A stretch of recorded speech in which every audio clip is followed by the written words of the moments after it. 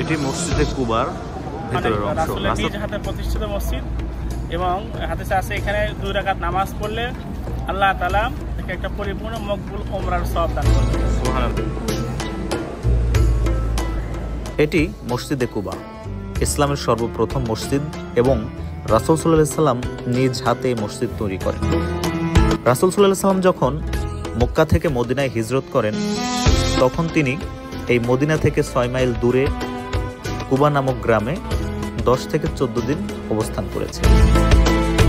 অবস্থানকালে তিনি এই কুবা মসজিদ তৈরি করেন এবং কুবা মসজিদের সর্বপ্রথম যে পাথর তিনি কাবা শরীফের দিকে হয়ে নিজ হাতে স্থাপন করেন এবং ইসলামের সর্বপ্রথম মসজিদ এটি। মসজিদে নববী, মসজিদুল হারাম এবং আল আকসা, এরপরে মসজিদুল কুবা, 4টি গুরুত্বপূর্ণ মসজিদ, কিন্তু সর্বপ্রথম প্রতিষ্ঠিত করা হয় মসজিদে কুবা।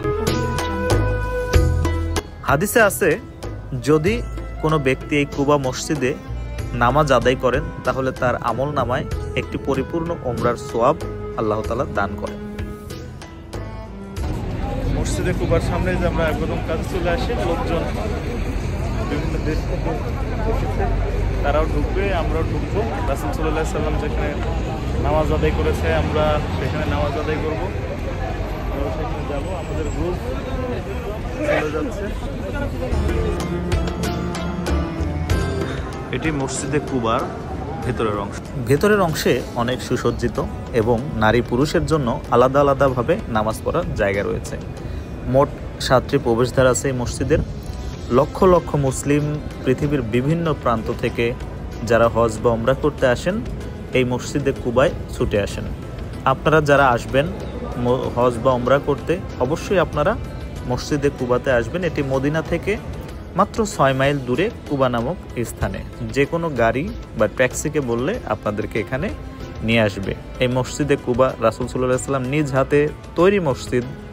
এখানে রাসূল সাল্লাল্লাহু আলাইহি সাল্লাম হাতের স্পর্শ লেগে আছে। যদিও এই মসজিদটি কয়েকবার সংস্কার করা হয়েছে, আপনারা আসবেন।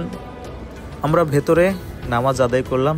নামাজ আদায় করতে গিয়ে একটা জিনিস মনের ভিতরে খুব অনুভূতি হলো, কান্না চলে আসলো যে আল্লাহ, এখানে রাসূল সাল্লাল্লাহু আলাইহি সাল্লাম নামাজ পড়েছে। এটা মনে হয় 2 চোখ দিয়ে অঝরে পানি আসলো।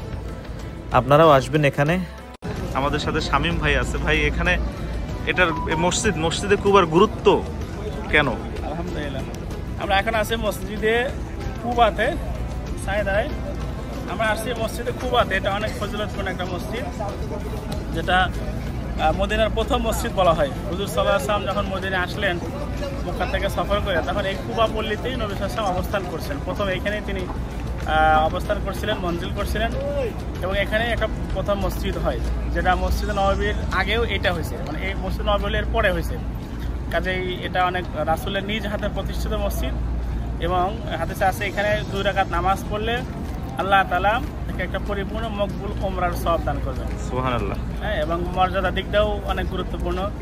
বাইতুল্লাহ, তারপরে মসজিদ নববী, বাইতুল আকসা, এরপরে চতুর্থতম মর্যাদার দিকটাও এটাকে বলা হয় আর কি। তো সেখানে আমরা আসছি সকল উমরাহীদের নিয়ে ইনশাআল্লাহ। এখানে আমরা 2 রাকাত নামাজ পড়বো, দোয়া করবো, আল্লাহর কাছে কান্নাকাটি করবো ইনশাআল্লাহ। তাআলা সকলের সাথে থাকবেন ইনশাআল্লাহ।